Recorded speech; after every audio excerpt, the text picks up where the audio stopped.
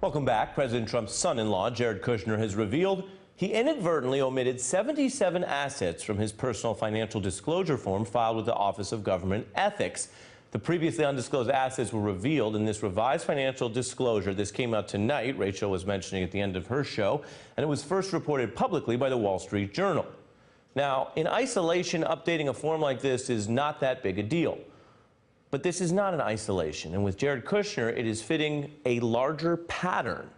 The Journal reporting back in May that he did not disclose his business relationships with Goldman Sachs or billionaires George Soros, a major Democratic donor, or billionaire Peter Thiel, a major Trump associate and donor. That was all on the first-round financial disclosure. Then in June, the Post reported Kushner did not disclose a $285 million loan from Deutsche Bank that he received when, just before Election Day.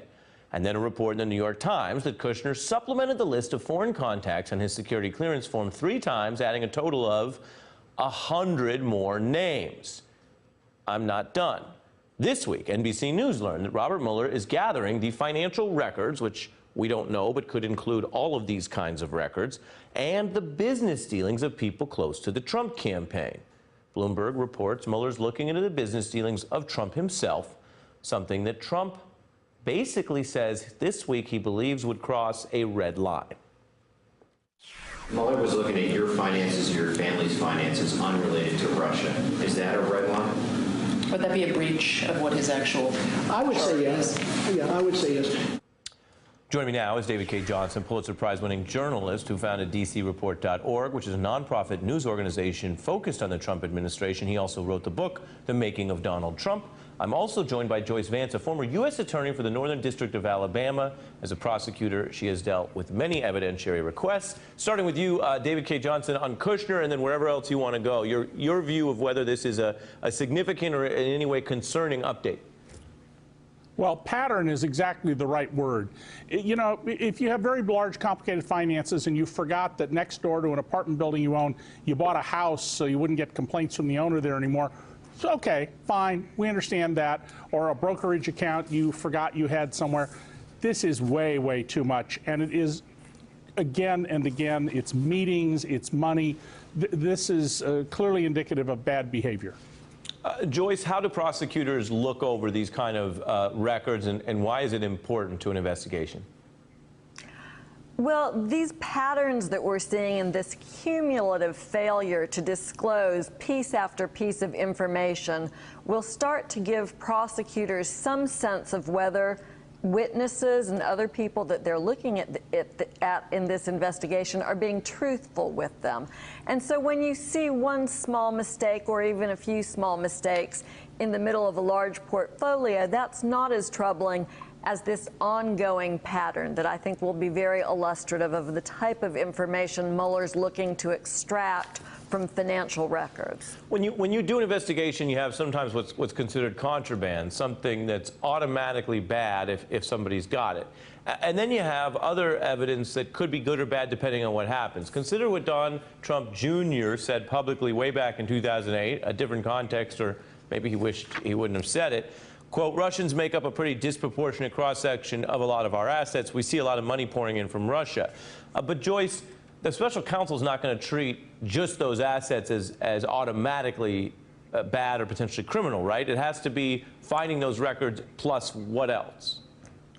So I think that that's an important point. People shouldn't be quick to rush to judgment and condemn the behavior that they see here. Your tax records will give a picture of who you deal with and what kind of dealings you have, and many of those business dealings may be legitimate. There's also the possibility that some of these business dealings, even those that occurred decades ago, may begin to put together a story and lay a backdrop for events that occurred more recently. So prosecutors will look through that entire network of transactions. I'm not very impressed by these complaints that special counsel is beyond the scope of his mandate. He really needs to get this full picture and put into context more recent events. David, the other line here in that Washington Post report that hits your expertise, Trump has told aides he was especially disturbed after learning Mueller would be able to access several years of his tax returns. You know, David, there's a talk on some college campuses about trigger warnings and something really disturbing you have to be warned about before you hear about it. Why does it seem, at least according to the Washington Post report, quoting Trump's own aides, that his tax returns require some kind of trigger warning?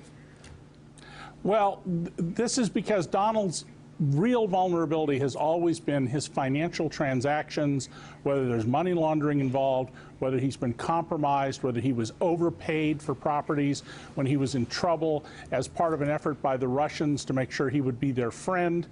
And this has been his deep concern from day one about his finances. And remember, the tax return is the beginning point of an inquiry. It's the books and records behind the tax return that will be really valuable. And by the way, back in May when Mueller was appointed, one of the things I predicted was that we would see Trump complain that Mueller was stepping outside his authority, and I felt the charter should have been more broadly drawn by Rosenstein at the time so we wouldn't face this issue. David K. Johnson and Joyce Vance, appreciate it, both of you. Hey there, I'm Chris Hayes from MSNBC. Thanks for watching MSNBC on YouTube. If you want to keep up to date with the videos we're putting out, you can click subscribe just below me or click over on this list to see lots of other great videos.